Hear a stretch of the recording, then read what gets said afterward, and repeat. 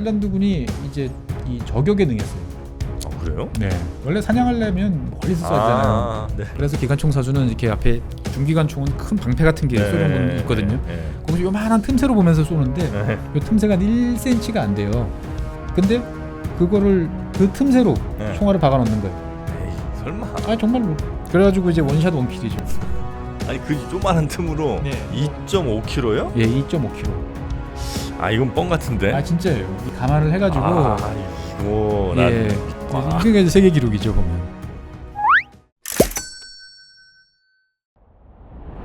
새롭게 시작하는 최준영 박사의 지구본 연구소 핀란드 6번째 시간 시작하겠습니다. 자, 저는 정프로고요.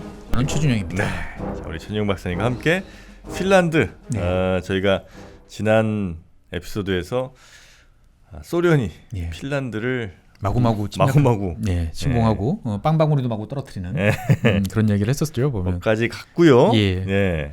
그래서 뭐 소련이 이제 계속 침공을 하다 보니까 이제 가다 보면 항상 그 빠르게 진군하면은 문제가 생기죠. 보급이 못 따라오죠. 아 너무 빨리 가니까. 너무 빨리 가니까. 예, 뭐 식량도 추진해 와야 되고 연료도 갖고 와야 되고 그러니까 12월 6일 한 이제 일주일쯤 지나고 나니까 이제 갖고 온 게 대충 떨어지기 시작을 합니다. 그래서 이제 정비를 위해서 잠시 이제 중단을 하고 이제 쉬기 시작을 하는 거죠. 그래서 빵바구니 먹으면 되겠네. 그래서 12월 8일 날 핀란드군이 이제 얘네들이 왜 공격을 안 하지? 한 이틀 동안 지켜봐도 공격을 안 하니까 이렇게 돌아보니까 호수 근처에 얘네들이 뭐 이제 쉬고 있는 것 같아. 아 얘네들이 오늘 더 이상 공격을 안 하겠구나라고 생각을 하고 한 2개 연대쯤이 이제 그 쉬고 있는 걸 보고 야 이렇게 계속 우리가 밀리면 골치 아프니까 사기 진작 차원에서라도 우리 쟤네들 좀 골탕이라도 좀 먹여보자라고 해서 야간에 기습을 합니다. 스키를 신고 밤에 이제 기습을 싹 하는데 러시아군 부대 있는데 소련군을 이제 핀란드군이 이제 소수 병력을 내보내가지고 기습을 싹 하는데 의외의 대박이 터져요. 아 엄청 당황해는군요. 그러니까 소련군이 경비가 없어. 뭐 당할 생각 자체를 안 했구나. 예. 그래가지고 이제 뭐 가지고 간 기관단총 수류탄을 가지고 이제 몇몇 이제 그 침투를 해가지고 수류탄 던지고 기관단총 난사하고 그러고 난 다음에 갖고 온 거 다 떨어지니까 잽싸게 싹 도망갔죠 핀란드군은. 그러니까 뭐 그때까지 피해로 보면은 뭐 몇십 명, 뭐 몇십 명 정도 사망 수준이었는데 놀란 소련군이 이제 마구잡이로 이제 사격을 시작합니다. 난사를 하는군요. 그렇습니다. 그러니까 저쪽에서 총알이 날라오니까 나도 이제 맞서서 이제 응사를 하기 시작을 하는 거죠. 그러면서 근데 이게 보면 핀란드군이 아니고 소련군끼리 서로 싸우고. 밤에 뭐 잘 보이지도 않고 당황하고. 그리고 그거를 이제 호수 건너편에서 이렇게 바라보고 있던 핀란드군이 깨달음을 얻습니다. 팝콘 각이네. 예. 이 자식들은 밤에 되게 못 싸운다. 의외로 잘 싸울 줄 모르네. 그러면서 이제 요령을 터득한 거죠. 괜히 겁먹었네. 괜히 겁먹었네. 뭐 이런 생각을 하기 시작을 합니다. 더더욱이나 이제 12월 중순서부터 이제 핀란드군에게 엄청난 우군이 찾아옵니다. 뭐죠? 기온 급강하. 맹추위와 폭설이 이제 다가오는 거죠. 근데 러시아도 웬만큼 추위는 그렇죠. 뭐 나폴레옹도 이제 러시아의 추위에 이제 뭐 녹아내렸다 이렇게 이야기하는데 핀란드 추위가 더 춥습니다. 그래요? 예. 그리고 소련은 우리가 춥다 생각하는데 옛날 소련은 지금 러시아 플러스 우크라이나 이렇게 생각하면 우크라이나 있는 지역들 지금 이제 뭐 크림반도 이런 지역들은 그 옛날 몇 년 전에 동계 올림픽 했던 소치 이런 지역은 되게 따뜻해요. 우리보다 더 훨씬 따뜻합니다 보면. 소련의 밑에 지방 쪽. 밑에 지방은 뭐 아주 따뜻한 온화한 지역이죠. 온대 지방이죠. 그 친구들은 못 견디겠군요, 이게. 그렇습니다. 근데 하필 꼭 전쟁을 하면 이렇게 추워요. 1939년은 유달리 유럽에서도 추운 해였다고 합니다. 보면은 우리가 1950년 한국 전쟁할 때가 또 유달리 추웠다고 그랬잖아요. 이때도 또 유달리 추웠어요. 그래서 평소 같으면 영하 한 30도까지 떨어지면 끝날 게 영하 40도, 50도까지 떨어지니까 그러니까 영하 40도가 넘어가면 저도 몽골에 옛날에 갔을 때 영하 30도 뭐 이 정도 된 적이 있었는데 눈이 어는 느낌이더라고요. 눈이? 예, 눈동자가. 근데 실제로 언대요. 그럴 수 있겠죠. 예. 눈물도 있고 뭐 눈물도 이러니까. 있고 그러니까요. 그래가지고 이제 몽골 친구들 이제 뒤집어 쓰는 그 이제 거기 보면은 눈 위에 덮개가 있어요. 이렇게 너무 추우면 내려놓을 수도 있게 돼 있는데 그래요? 이게 영하 40도가 넘어가면 문제가 뭐냐면은 쇠붙이에 이렇게 맨살이 닿으면 살점이 떨어져 나가요. 아, 그럴 수 있죠. 그렇죠. 장갑이나 예. 이런 게 이제 잘 돼 있어야 되는데 전쟁이 빨리 끝난다고 빨리 끝날 거라고 생각했기 때문에 방한 장비나 이런 것들이 부족했던 상황에서 당연히 이제 소련군들은 이제 얼어 죽기 시작을 합니다. 아유. 네, 그래가지고 하얀색 설상복을 입고 네. 사냥할 때 많이 입고 다니던 설상복을 입고 예. 스키로 싹 접근해가지고 밤에 예. 소리 소문 없이 들어와가지고 총도 안 쏘고 단검으로 몇 명 이제 목을 딱 따고 도망갑니다. 아, 그래요? 예, 그러니까 소련군 친구들이 뭔가 희끄무리한 게 나타났다가 싹 사라지는데 정신 차려보면 옆에 있던 동료가 목이 따여서 죽어 있어요. 아, 이거 심리전이네. 완전 심리전이죠. 예. 그러니까 밤에 잠을 못 자는 거예요. 추워 죽겠는데 아. 춥기도 하고 잠도 못 자고. 예. 예, 거기다가 총을 쏘려고 그러면 예. 핀란드군이 이제 이 저격에 능했어요. 아, 그래요? 네, 원래 사냥하려면 멀리서 쏴야 되잖아요. 아, 네. 그래가지고 뭐 사냥하듯이 전쟁하는. 예, 당시 소련군 기록을 보면 네. 뭐 그런 장면들이 묘사되어 있어요. 이제 이 핀란드군이 저격을 잘하니까 다들 이렇게 숨어서 특히 이제 기관총 사수들 같은 경우는 첫 번째 타겟이죠. 아, 그렇겠죠. 예, 일단 먼저 잡아야 되니까. 그래서 기관총 사수는 이렇게 앞에 중기관총은 큰 방패 같은 게 소련군 있거든요. 거기서 요만한 틈새로 보면서 쏘는데 요 틈새가 1cm가 안 돼요. 근데 그거를 그 틈새로 총알을 박아 놓는 거예요. 에이, 설마. 아, 정말로. 그래가지고 이제 원샷 원킬이죠.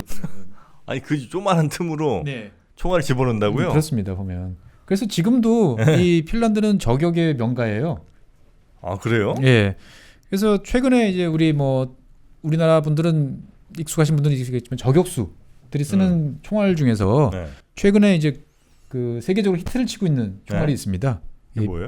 그 핀란드에서 만든 이제 그 파푸아 탄이라고 있는데 이게 저격용 표준탄으로 이제 글로벌하게 인기를 끌고 있어요. 아니, 저격용 탄이라는 게 뭐예요? 그러니까 저격용 총은 제가 알겠는데. 예. 거기 저격 총은 네. 총도 있지만 총도 중요하지만 네. 탄약이 매우 중요해요. 탄은 그냥 무조건 앞으로 가는 거 아니에요? 아닙니다. 이게 미세한 차이들이 있어요. 네. 그래가지고 이 군인들이 옛날에 이제 이 저격 체계가 아주 본격적으로 잡히기 전에는 네. 이것저것 탄을 쏴봅니다. 그러다가 이거 훨씬 탄이 정확하게 잘 나가는 이게 있어요. 네. 그러면 그 박스를 까가지고 루트 번호를 확인해요. 네. 그래서 그 루트 번호를 일괄적으로 잡아옵니다. 보면은. 아, 그래요? 예. 근데 이 보통 오랫동안 이제 저격할 때 쓰는 게 이제 7.62mm짜리 이제 탄을 썼는데 이게 좀 위력이 좀 약하다.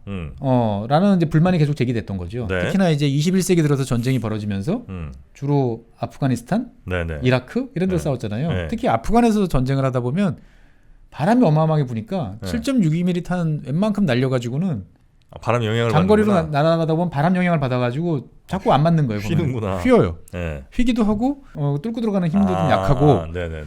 그렇다고 이제 12.7mm 10.7mm 꽤 두꺼운 것 같은데. 그렇죠. 이거는 뭐 어마어마하게 이제 세죠. 네. 최고의 이제 파괴력을 가지고 있고 네네네. 뭐 웬만한 장애물 정도는 뚫어버리고 네. 탄도도 곧게 날아가니까 아주 애용을 하죠. 네. 하는데 문제는 총이 너무 무거워요. 총이 예, 12.7mm 쓰려고 그러면 중기관총 뭐 탄약이니까. 네네네네.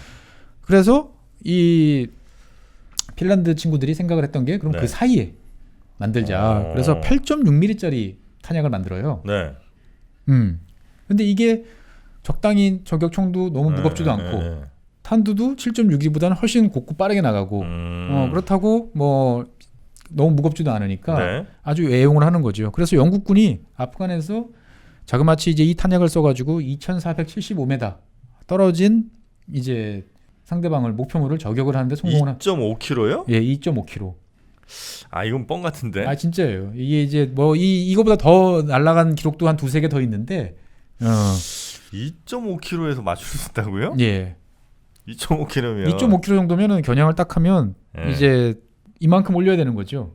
그러니까 상대방을 직접 겨냥하는 게 아니고 날아갔을 때 탄도가 떨어지는 것까지 이제 감안을 해가지고 이거 난 믿기 어려운데. 왜냐면 여기가 이제 대충 홍대쯤인데 서울에 2.5km 아마 여의도쯤 될 것 같거든요. 여의도까지는 아니지만 좀 한강변쯤 되겠죠 이제. 보면. 한강변. 예. 그렇죠. 예. 거기까지 날아가서 사람을 죽인다고요? 네. 이게 세계 기록이죠 보면. 이게 이제 공식적으로 기록이 딱 남아 있어요. 왜냐면 요즘엔 다 레이저로 그 순간 측정을 하잖아요. 예, 거리 측정 딱 하고 그러니까 거리 측정한 기록이 남아 있는 거예요 보면은. 예, 그러니까 2.5km. 그러니까 이제 예나 지금이나 이제 핀란드는 이제 이런 탄약, 그다음 저격 이런 데 이제 되게 능통했던 거죠 보면은. 당시 탱크들이 이제 기동성이 좋지 않고 무겁고 그러니까 그 나뭇가지로 이렇게 덮어놓고 빠뜨리는 거죠 이제 보면은. 심지어 이제 더 용감하신 분들은 이제 통나무를 가지고 그 캐터필더 사이에다가 이제 찔러 넣습니다. 그러면 차가 이제 움찔움찔하죠. 그러면 여기에다가 이제 그 유명한 몰로토프 칵테일. 몰로토프 칵테일. 예, 화염병 만들어 보셨나요?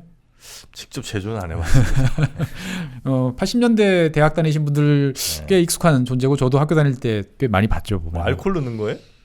신나? 그렇죠. 보통 이제 휘발유하고 신나를 이제 적정 비율로 이제 섞어 놓고 거기다가 이제 뭐 모래를 좀 집어넣기도 하고. 모래? 그다음에 이게 불튀라고? 튀어서 이제 달라붙어서 이제 좀 점착성이 있어야 되니까. 그래요? 설탕도 좀 많이 집어넣었던 것 같아요.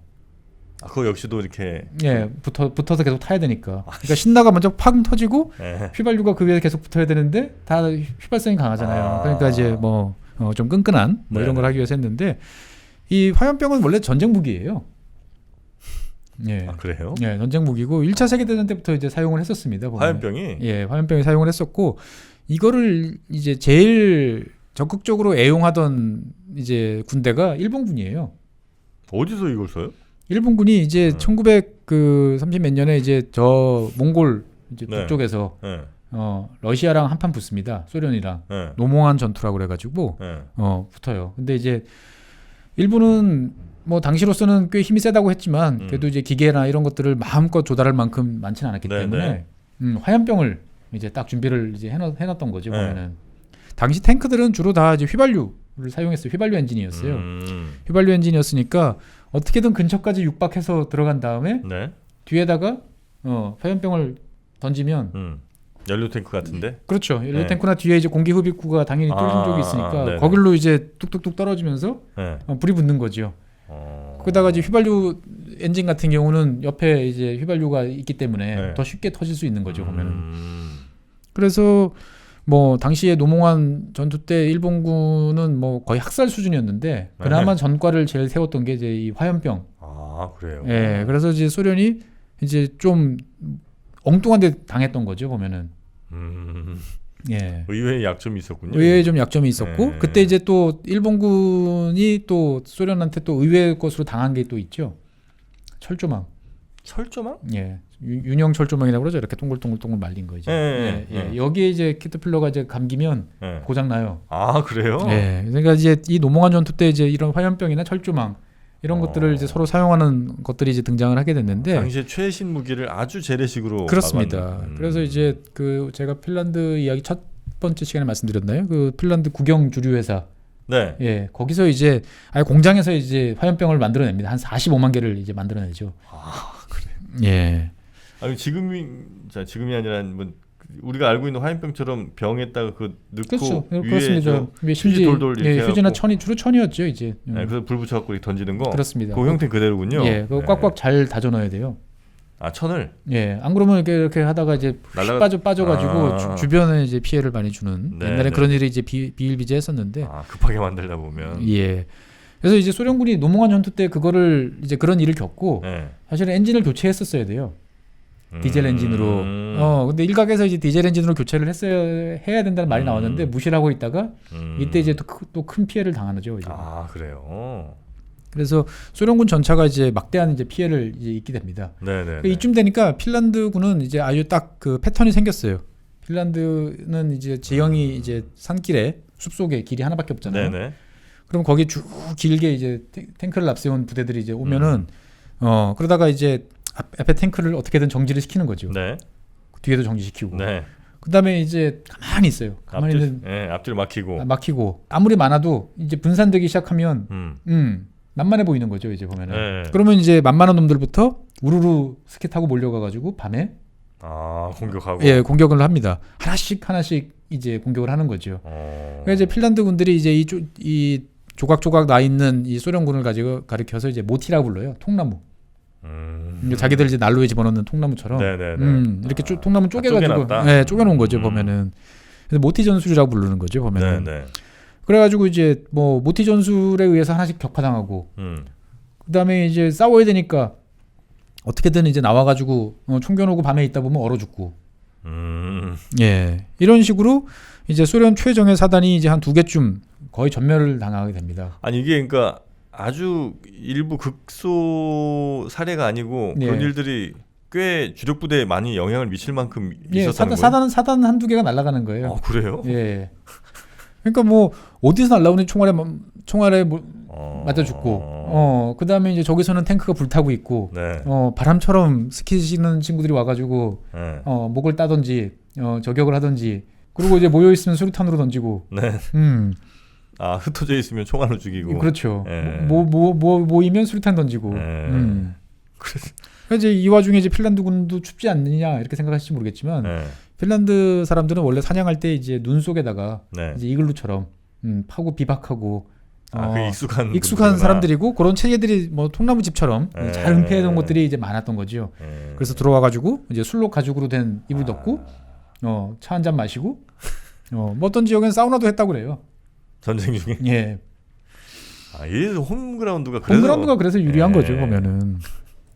그래서 이거 소련이 가만히 있지는 않을 것 같은데. 그렇습니다. 그러니까 소련이 이제 가만히 있지 않고 특히 우리의 이제 스탈린 대원수께서 당연히 이제 경로를 하시죠. 이제 보면은 당연히 경로를 하고. 그래서 이제 경로를 하면 이제 숙청이 이제 이어지는 거죠.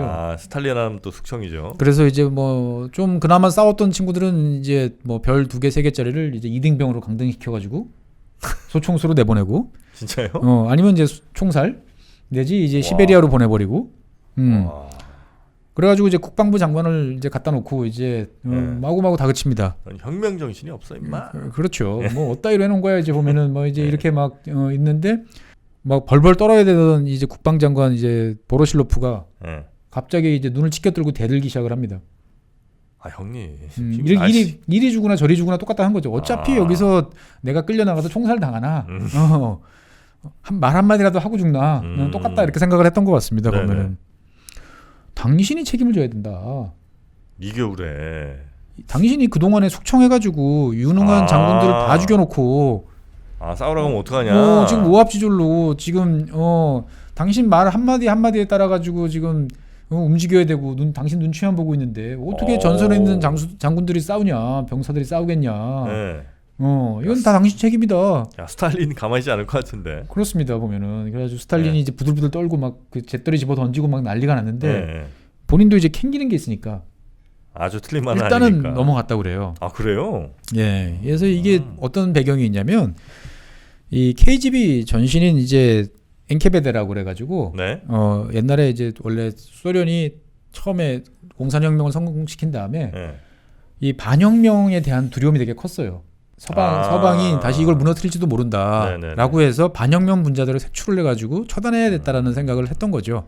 또 구체제 인사들 뭐 이런 사람들 그렇죠. 찾아가지고 이제 그래서 이제 엔케베데라는 걸 이제 만들었는데 당시에 이제 비밀 경찰 같은 그렇습니다. 거죠. 비밀 경찰이죠. 이제 수장을 이제 예조프라는 사람을 이제 앉혀요. 예조프라는 사람을 앉혀놓고 나니까 이 인간이 이제 눈에 잘 들으겠다고 너무나 많은 일을 열심히 하는 거죠.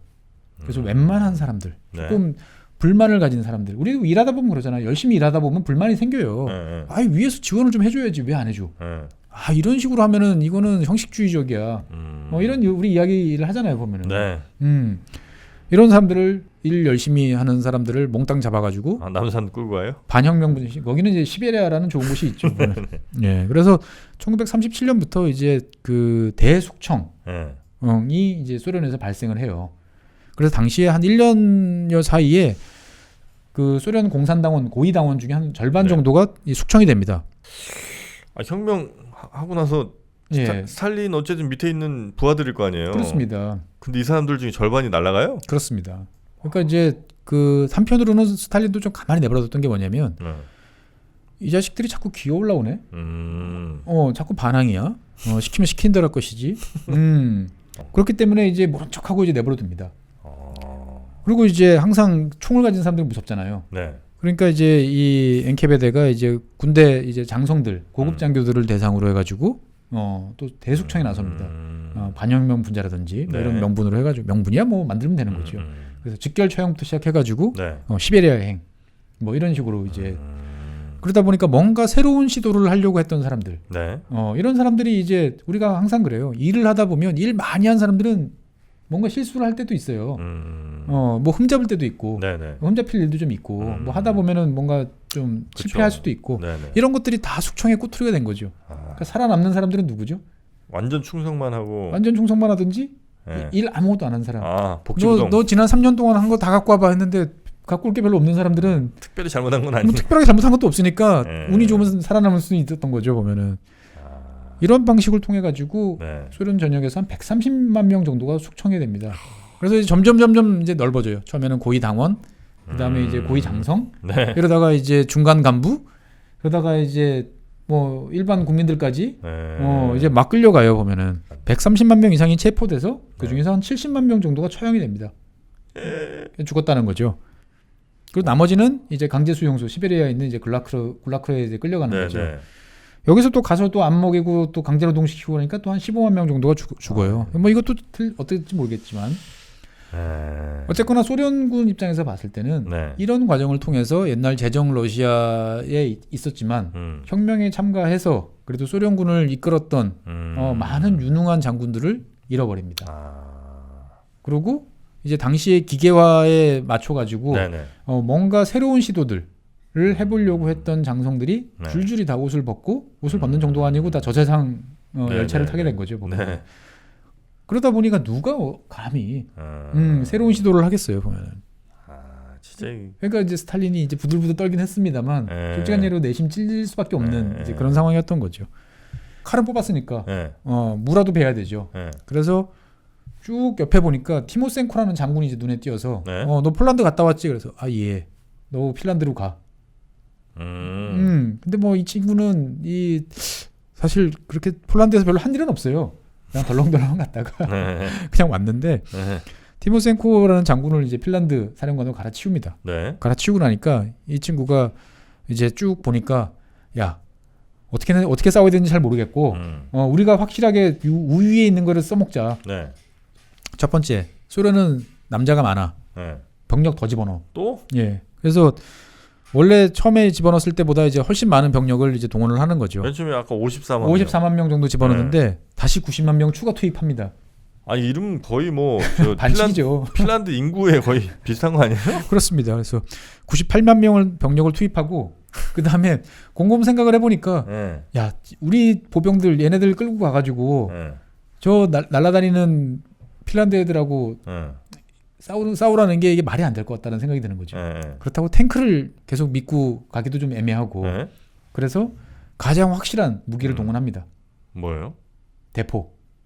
야포를 이제 동원합니다. 이 스탈린이 남긴 유명한 어록 중에 하나가 있는데 그 중에 하나가 이제 포병은 전장의 신이다. 이런 이야기를 합니다. 그러니까 뭐 그 막강한 포병으로 일거에 그 상대방을 뒤집어 놓는 거죠. 그러니까 이제 보면은 보병이 유능한 보병들이 많으면 포병이 그 포병으로 깔아버릴 필요가 별로 없어요. 알아서 잘 싸우니까. 근데 소련군은 이 보병이 이제 그냥 총만 들고 다녔지 이 당시 이제 어리버리한 상태였기 때문에 이거 가지고 싸움이 잘 안 된다고 스스로도 알고 있었던 거죠. 포병으로. 근데 포병은 뭐 이것도 정확하게 원샷 원킬 해가지고 상대방을 때리자는 게 아니고 야 잡아 당기면 표로 나가. 그렇죠. 쫙 깔아놓고 그냥 이제 포탄으로 이제 그 토목 사업 하는 거죠. 이제 갈아엎으면 땅만 갈립니까? 사람도 갈리지 보면. 그래서 이 소련이 이제 포병으로 이제 상대방을 화력으로 제압하는데 쭉 깔아놓고 그냥 대충 핀란드군이 있을 지역에다가 그냥 쏴요. 그냥. 예, 그냥 적성 쏘기 시작합니다. 보면. 그 다음에 핀란드군이 절대 없는 공군. 네. 그러니까 이 핀란드군 잘 싸워도 어디선가 보급을 받아야 되니까 보급 나올 때는 어디겠어요. 결국은 도시잖아요. 뭐 헬싱키라든지 이런 도시니까 도시 지역을 이제 계속 폭격을 합니다. 그리고 소련군도 사람이라는 게 신기해서 싸우다 보면 다 배워요. 이제 소련군도 예, 한 달 정도 이제 이 지옥 같은 이 하얀 지옥에서 싸우다 보니까 대충 어떻게 싸워야 되는지 아는 거죠. 그래서 뭐 스탈린그라드에서도 그런 말이 나오죠. 옛날 2차 세계대전 때 스탈린그라드에서 3일만 버티면 고참 엘리트 병사가 된다. 아, 스탈린그라드가 전쟁을 많이 한 동네예요, 거기가? 거기가 소련하고 이제 독일하고 나중에 이제 처절하게 싸웠죠. 이게 소련은 계속 병력을 이제 밀어넣습니다. 그러면 오늘 집어넣으면은 뭐 80% 전사, 오늘 집어넣은 건 전멸, 뭐 내일 집어넣는 친구들은 70% 전사, 뭐 계속 이런 식인데 계속 밀어넣다 보니까 이제 노하우가 쌓이는데 핀란드에서도 마찬가지인 거죠. 한 달쯤 싸우고 나니까 이제 소련군도 이제 알기 시작을 합니다.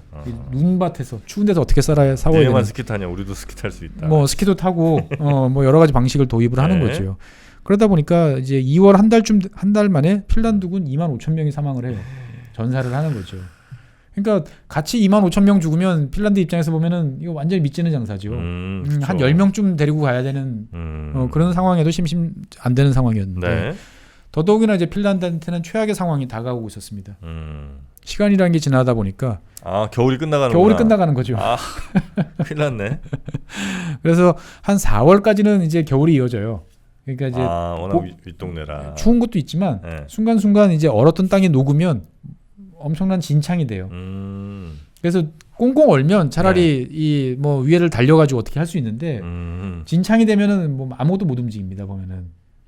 차라리 그럴 수 있겠네요. 예. 근데 이제 그것도 뭐 한 2-3주째 지나면 또 풀리면 그러니까 이제 거의 이제 끝나는 시대가 됐던 거죠. 그래서 만네르하임 장군이 이렇게 보고를 다 종합을 해보니까 더 이상 잘 싸웠지만 젖잘싸인 상황이 졌지만 잘 싸웠다. 이런 상황이 됐던 거죠. 그래서 항복 사절단을 이제 모스크바로 보내기로 이제 결심을 합니다. 우리 할 만큼 했다. 더 싸워봐야. 근데 이 사절단을 이제 보내려고 이제 이 핀란드에서 준비를 하는 와중에 소련이 더 질렸어요. 일단은 밀어붙이고는 있지만, 야, 우리가 지금 이거 가볍게 밀어버리고, 다시 지금 다른 준비, 이제 혹시나 독일하고 싸워야 될지도 모르는 준비를 해야 되는데, 여기서 지금 도대체 발목이 잡혀가지고 뭐 하고 있는 거야? 빨리 끝내. 라고 생각을 하는 거죠. 그래서 소련이 먼저 휴전을 제의합니다. 시간차로? 예, 시간차로. 핀란드가 먼저 하려고 그랬는데. 예. 그래가지고, 야, 너희들 좀 있으면 니들 헬싱키까지 우리가 밀고 가는 거 다 알지. 그러니까 니들 땅 내놔. 그래서 핀란드 전체 국토의 한 15%에 해당하는 한 4만 제곱킬로미터 정도 땅을 내놔. 그 다음에 철광, 구리, 망간, 마그네슘 뭐 이런 거 이제 캐갈 수 있는 권리 우리한테 줘. 그거 주면 우리 끝낼게. 그냥 우리 끝내자 여기서. 그래서 핀란드는 생각보다 꽤 괜찮은 조건으로. 핀란드는 아프죠. 막 그 팔 한쪽, 뭐 다리 한쪽 내주는 것 같은. 핀란드에서 가장 그래도 알짜배기 뭔가 땅들을 내줘야 되는 이런 상황이긴 했는데 더 전쟁을 이제 지속할 수도 없고. 나라 전체를 갖다 바치는 것보단 그게 더 나을 수는 있으니까. 예, 뭐 도와줄 것처럼 말하고 엉덩이 움찔움찔 해보이던 이 영국이나 뭐 프랑스 친구들이 아무리 기다려도 안 오는 거예요. 그래서 이거 받아들여요. 그렇습니다. 그래서 이제 휴전을 이제 승낙을 하고 1940년 3월 13일 날 이제 겨울 전쟁이 이제 끝나는 거죠. 그러니까 2차 세계 대전 전체로 보면 나중에 지나고 보면 그냥 본격적으로 이제 영국, 프랑스, 뭐 독일, 소련 이런 나라들이 붙는 이 본 게임 전에 무슨 예비 게임처럼 오픈 라운드처럼 했던 뭐 단마크처럼 보이지만 소련 입장에서 봤을 때는 아주 혼쭐이 난 그런 전쟁이었던 거죠. 그래서 핀란드군은 뭐 상당히 많은 한 25,000명 이상 전사를 했다. 이렇게 이제 집계가 되고 있고요. 소련군은 얼마 죽었냐? 공식적으로는 한 5만 명 죽었대요. 공식적으로. 예. 근데 소련 통계는 항상 특히 이제 소비에트 시절 통계는 믿을 수가 없기 때문에 뭐 연구자마다 다른데 한 15만 명 이상은 사망했을 거다. 라고 이제 이야기를 이제 하고 있습니다. 핀란드는 영국, 프랑스한테 좀 감정이 안 좋겠다. 물론 이제 소련한테도 뭐 당연히 안 좋겠습니다만 좀 도와줄 거라고 생각을 했는데. 그러니까 이제 폴란드도 그렇고 핀란드도 그렇고 다 이 뭔가 좀 도와줬으면 좋겠다라고 생각을 했는데. 사실 폴란드나 프랑스나 영국은 전쟁이 너무 두렵고 무서웠던 거예요. 1차 세계대전 때 그 갈려 들어갔던 이게 이제 있다 보니까 그래서 영국 같은 경우는 당시 이제 해군 장관이던 이제 처칠이 이제 참전을 이제 주장을 이제 하고 있었어요. 근데 영국에서 핀란드 가려면 어떻게 가야 될까요? 영국에서 핀란드요? 예. 뭐 배 타고 가려고 그러면은 발티케로 가야 되는데 발티케를 가려면은 독일하고 또 뭔가 또 티격태격 해야 될 것 같고 차라리 안전한 경로가 영국에서 가까운 노르웨이에 걸로 갔다가 상륙을 시켜놓으면은 거기서 노르웨이를 통해서 스웨덴을 거쳐서 그 다음에 핀란드까지 가면은 되지 않을까? 네네. 그러면 문제가 몇 가지 있죠. 일단은 스웨덴은 중립을 선언한 나라인데. 그럼 괜찮지 않나요? 중립국이 이렇게 이쪽 군대 지나가는 걸 허용해주면 군대 지나가는 걸. 예, 그러면 이제 곤란하죠. 근데 처칠이 굳이 해군용으로 밀고 가는 게 아니고 육로로 가야 된다고 말을 했던 이유가 있어요. 뭐예요? 노르웨이랑 이제 그 스웨덴이 철광석을 독일에도 수출하고 있었거든요. 영국에만 수출하는 게 아니고. 네네네. 그래서 핀란드를 돕는다는 명목으로 가다가 이 철광석 나는 철광산들을 다 폭파해버리자. 이게 사실 말이 안 되는 거죠. 중립국에 가서. 어쨌든 근데 독일이 어디서 자꾸 이렇게 쇠를 갖다 그렇죠. 쓰나 했더니 이 스웨덴 물론 이제 영국도 이제 그 스웨덴에서 갖고 오긴 있었지만 영국은 뭐 갖고 올 때가 많죠, 전 세계에. 그러니까 이걸 깽판을 치겠다라고 했는데 실천에 옮기지는 이제 못했던 상태고요. 네. 이거를 보고 난 다음에 독일이 이제 머리가 이제 복잡해집니다. 왜요? 독일 입장에서 봤을 때는 이제 우리가 지금은 일단 불가침 조약으로 등 뒤에 곰이랑 사이가 좋게 이제 만들어놨지만 이게 언제까지 될까? 공산주의자를 어떻게 믿어? 라는 생각은 이제 항상 하고 있었던 거죠. 네. 그래가지고 이제 소련이 어떻게 싸우나, 쟤네들 실력이 얼마큼 되나를 이렇게 지켜봤는데 생각보다 허당이네, 완전 허당이네. 이런 생각을 했던 거죠. 네네. 만만하다. 그러니까 일단 우리가 이 서쪽을 프랑스나 영국을 두들겨 팬 다음에 동쪽으로 가면 쉽게 쟤네들을 때려잡을 수 있겠다라고 생각을 했던 거지요.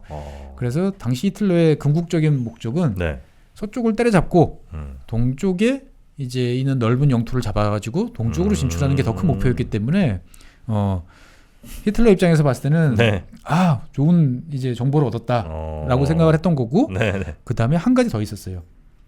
야, 저 핀란드 맨날 술록이나 사냥해서 잡으러 다니는 애들 같았는데 생각보다 세네. 그리고 추위에 잘 싸우니까 우리 독일군을 굳이 저 북쪽까지 올리는 것보다 쟤네들을 잘 꼬셔가지고 우리 편으로 만들면 나중에 소련 공격할 때 그렇죠.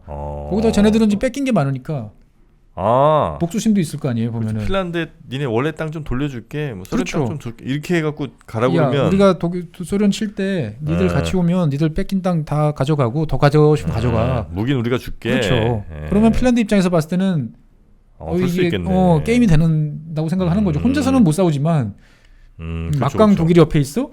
그럼 한번 같이 해볼까? 이런 생각이 드는 거죠. 해볼만 하죠. 예, 이래가지고 핀란드는 이제 더 복잡한 2차 세계대전 들어서 이제 소련과도 손잡고 독일과도 손잡으면서 여러 가지 복잡한 전투를 이제 계속 벌이게 되는데 이게 독일에 그냥 생각만 한 게 아니라 실제로 핀란드 끌어들여서 뭘 해요? 사람이 이제 그 계획만 잡으면 안 되죠. 이제 그렇습니까? 실천에 옮겨죠. 실천. 연초에 잡은 전투 계획 다 실천에 옮기고 계십니까? 그래요. 그럼 핀란드가 그러면 자칫 잘못하면 뭐 전범국 될 수도 있겠군요. 네, 실제로 같이 싸웠습니다. 핀란드가? 네, 그래서 그 이야기는 다음 시간에 계속 이야기해서 하도록 하겠습니다.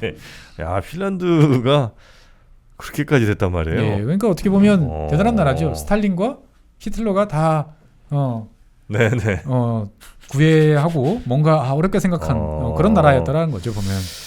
이 다음 시간도 아주 재밌겠는데 그러면 저희가 다음 시간에 핀란드의 2차 대전 중후반 넘어가서의 그렇습니다. 활동을 한번 중후반 이야기 그다음에 2차 세계대전 이후의 이야기까지 묶어가지고 같이 한번 진행해 보도록 하겠습니다. 네, 그럼 다음 시간도 저희 많이 시청해 주시고요. 구독과 좋아요 안 누르신 분이 계시다면 얼른 빨리 눌러주시기 부탁드리겠습니다. 고맙습니다. 네, 감사합니다.